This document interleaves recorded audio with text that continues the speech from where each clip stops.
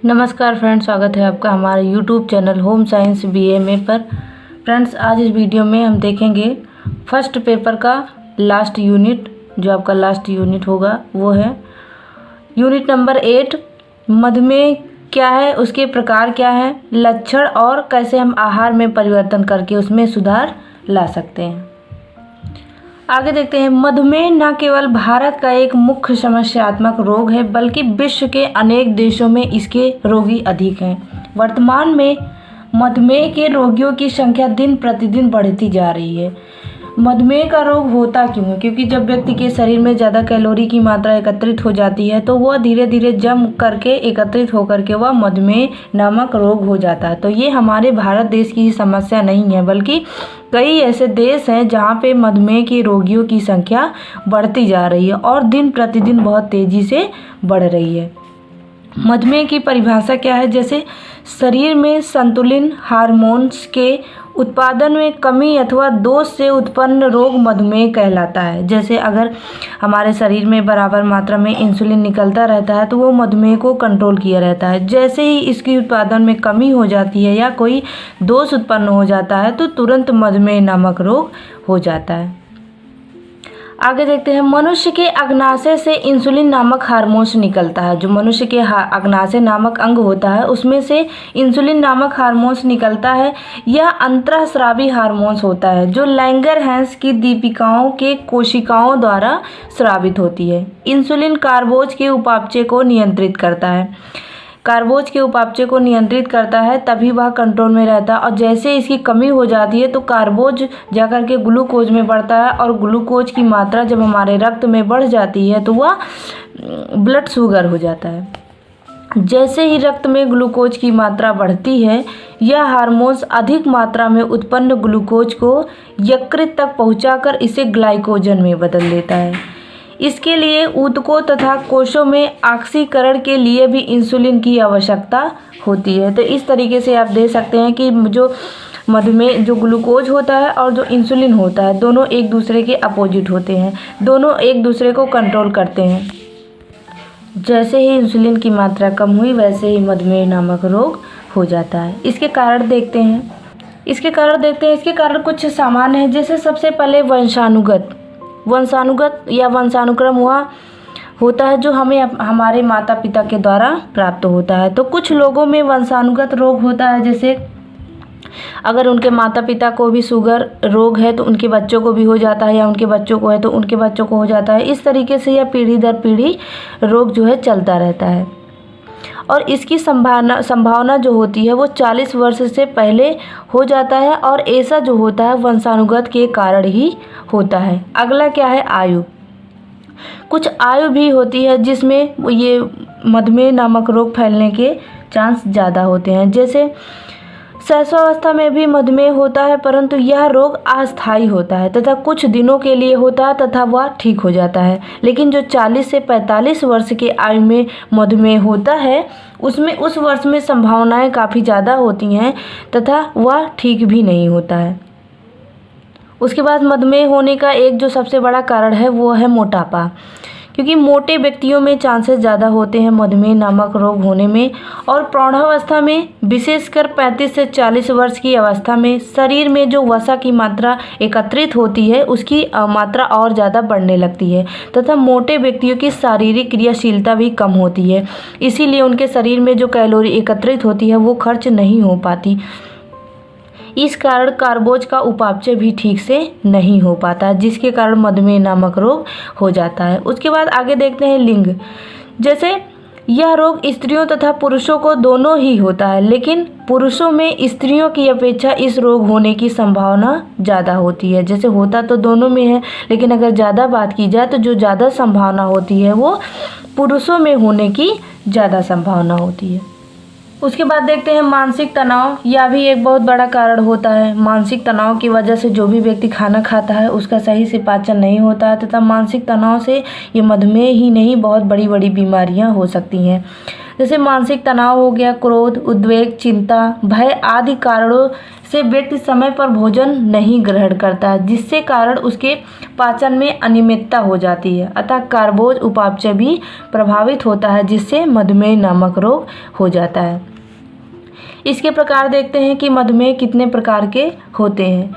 तो सबसे पहले देखते हैं बालकों में मधुमेह। जैसे 20 वर्ष से कम उम्र के बालकों को मधुमेह जो होता है वो बाल मधुमेह या मधुमेह रोग कहा जाता है। इसे जुवेनाइल डायबिटीज़ भी कहा जाता है। बालकों में मधुमेह का मुख्य कारण शरीर में इंसुलिन हार्मोन का अल्प स्रावण होता है, क्योंकि जब यह इंसुलिन हार्मोन कम स्रावण होता है तो मधुमेह नामक रोग हो जाता है तथा रोगी प्रायः निर्बल, कमजोर, अशक्त तथा कुपोषण के शिकार हो जाते हैं। उसके बाद उपचार के लिए देखते हैं। उपचार के लिए बालकों के आहार में उच्च कैलोरी युक्त या उच्च प्रोटीन युक्त भोज्य पदार्थों को शामिल किया जाना चाहिए।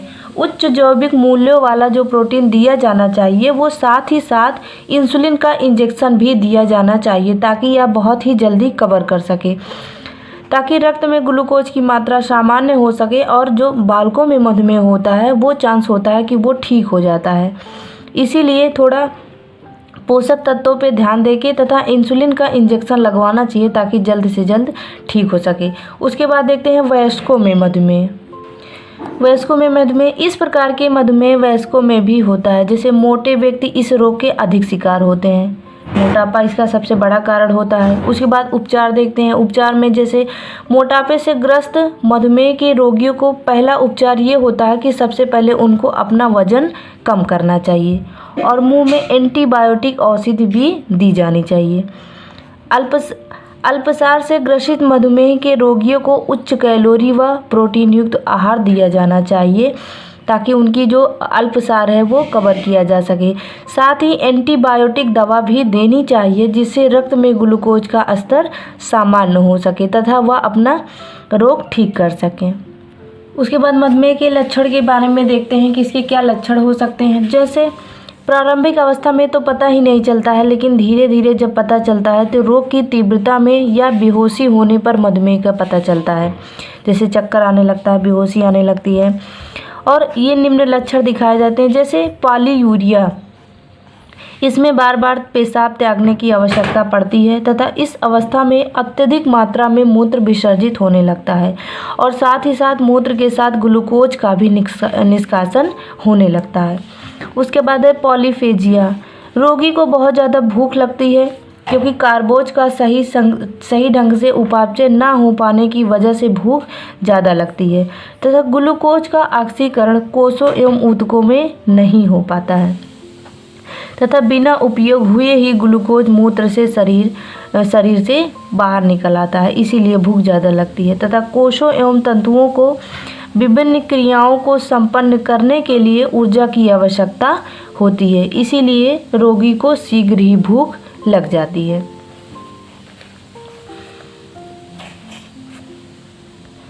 उसके बाद देखते हैं पॉलीडिप्सिया। रोगी को बार बार एवं अधिक प्यास लगती है तथा बार बार मूत्र विसर्जन से शरीर में तरल पदार्थ या पानी की कमी हो जाती है।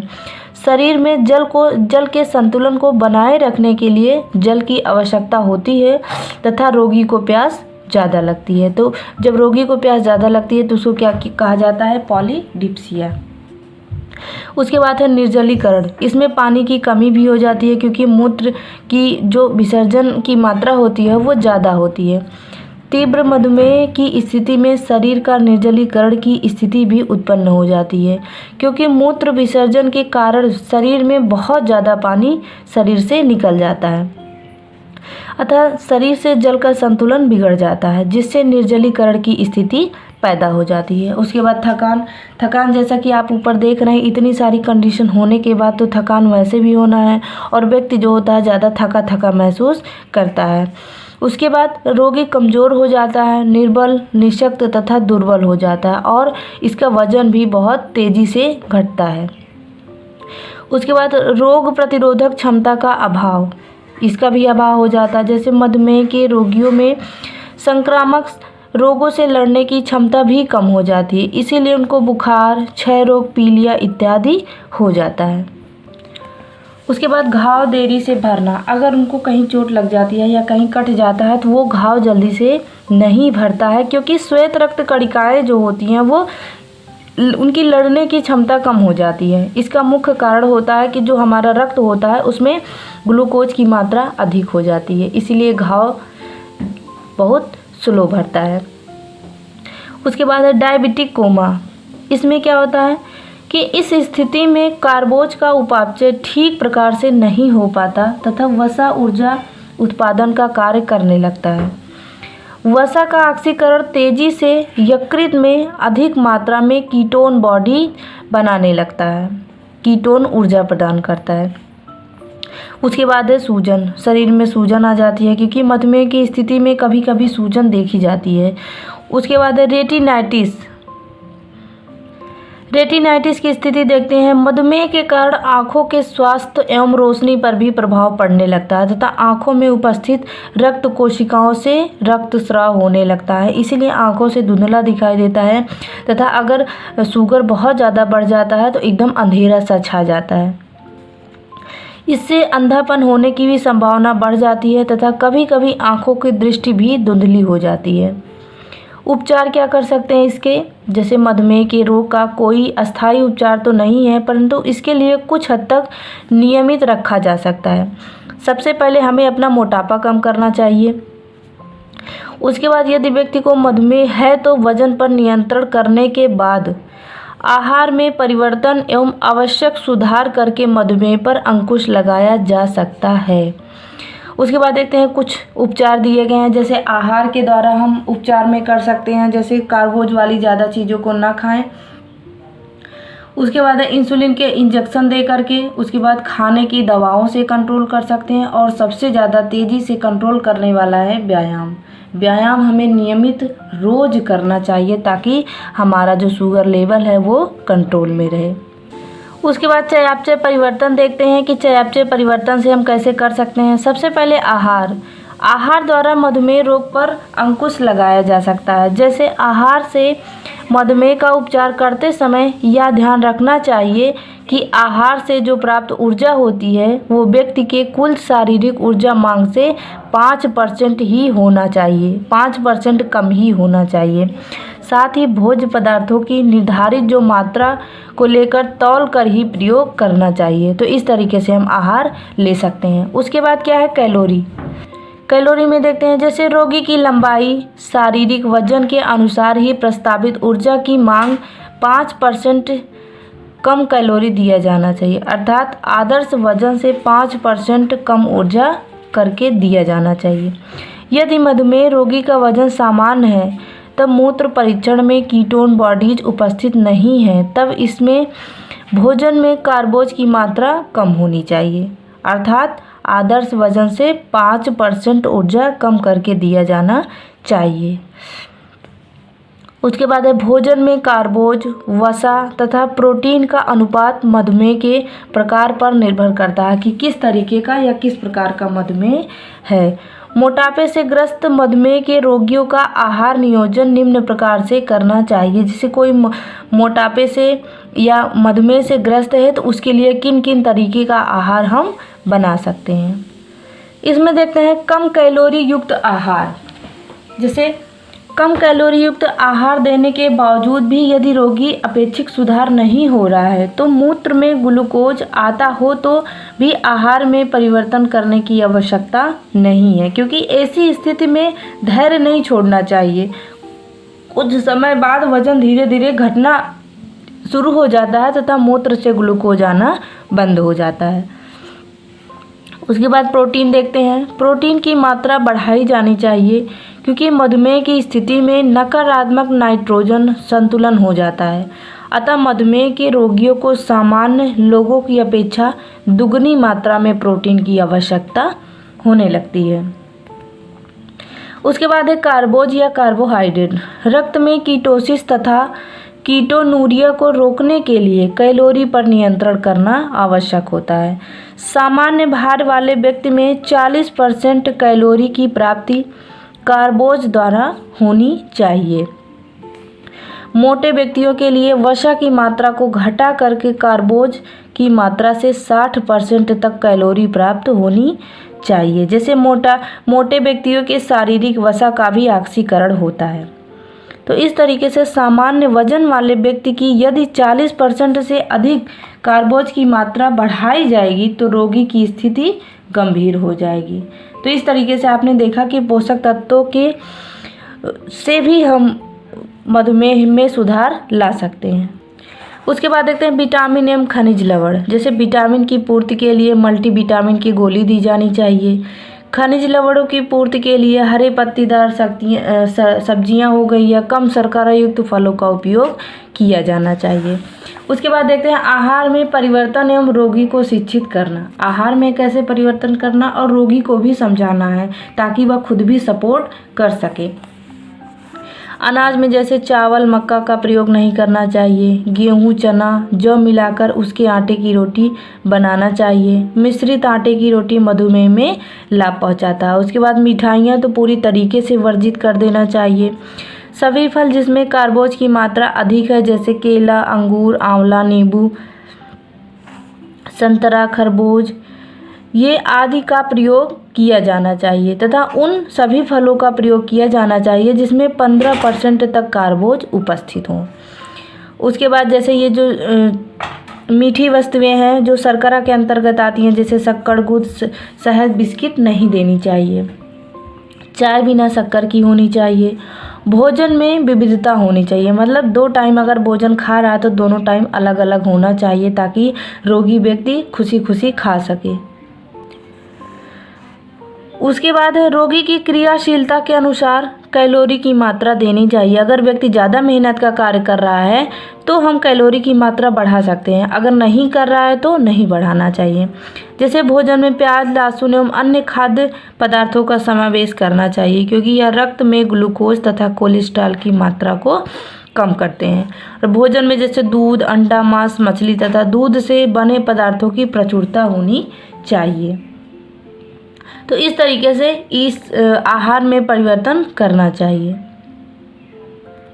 उसके बाद व्यायाम के द्वारा देखते हैं जैसे उदाहरण दिया गया जैसे मुंबई के एच जसलोक अस्पताल के डॉक्टर HB चंदोलिया इस बात पर बहुत ज़्यादा जोर देते हैं कि मधुमेह के उचित व्यायाम हेतु व्यायाम पर जोर देना भी आवश्यक है। उपचार के लिए व्यायाम पर जोर देना आवश्यक होता है। दवाइयों से अधिक ध्यान आहार तथा व्यायाम पर देना चाहिए क्योंकि व्यायाम से संचित कार्बोज उपयोग में आ जाता है। सुबह शाम हवा में तेज तेज चलना चाहिए। बैडमिंटन खेलना तैरना आदि उत्तम रहता है क्योंकि इससे जो होती है हमारे शरीर की जो वजन होता है बहुत तेज़ी से कंट्रोल हो जाता है और मधुमेह होने की संभावना भी कम हो जाती है। उसके बाद मधुमेह के रोगी को प्रतिदिन कितना क्या देना चाहिए जैसे 70 ग्राम प्रोटीन 256 ग्राम कार्बोज तथा 62 ग्राम वसा की आवश्यकता होती है। उसके बाद देखते हैं इसी आधार पर मधुमेह के रोगी की एक दिन की आहार तालिका में देखते हैं जैसे समय क्या है 8 बजे 8:30 बजे 10 बजे। तो आहार में हम देख सकते हैं क्या है जैसे बिना शक्कर वाली चाय दलिया ब्रेड मक्खन संतरे का रस और ये मात्रा दी गई क्वांटिटी की कितना देना है। उसके बाद दोपहर का 1:30 बजे का आप देख सकते हैं इस तरीके से कि कार्बोज में कितने मात्रा में कौन सा आहार दिया जाना है। उसके बाद आगे देखते हैं जैसे शाम का नाश्ता हो गया 4 बजे 5:30 बजे। रात्रि का भोजन में क्या देना है। तो इस तरीके से आप देख सकते हैं ये खाद्य पदार्थ हो गए तथा ये मात्रा हो गया। तो फ्रेंड्स इस तरीके से हमने एक एक वीडियो करके पूरा आपका फर्स्ट पेपर कवर किया है। ये आपका आज लास्ट यूनिट था। पूरे यूनिट को आप स्टेप बाय स्टेप देखें तो आपको बहुत अच्छे से समझ में आएगा। वीडियो को पूरा देखें, ज़्यादा से ज़्यादा शेयर करें। वीडियो देखने के लिए धन्यवाद।